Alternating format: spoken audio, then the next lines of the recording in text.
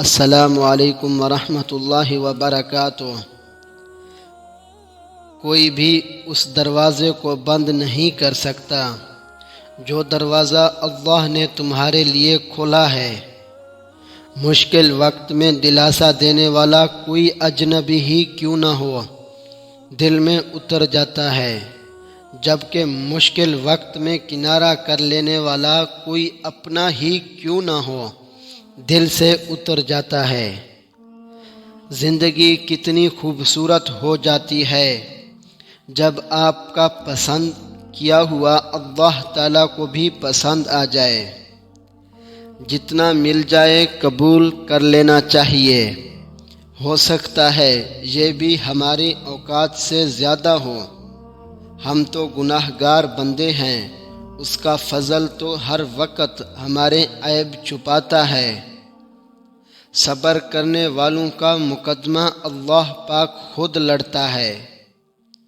تہلکہ مچا دیتی ہے عرش عظیم پر محبت جب جوانی میں اللہ کا نام لیتی ہے۔ اگر تم راستہ جانتے ہو تو گمراہ انسان تمہاری ذمہ داری ہے۔ حوصلہ بلند ہونا چاہیے، عروج و زوال زندگی کا حصہ ہے۔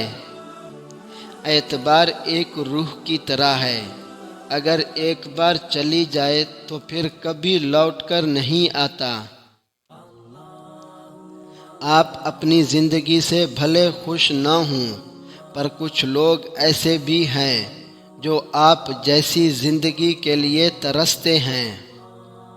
زندگی ہر جاندار کو دی جاتی ہے، مگر با مقصد زندگی صرف انسان کو دی گئی ہے، اور وہ مقصد ہی اسے باقی مخلوق سے الگ اور بہتر بناتا ہے۔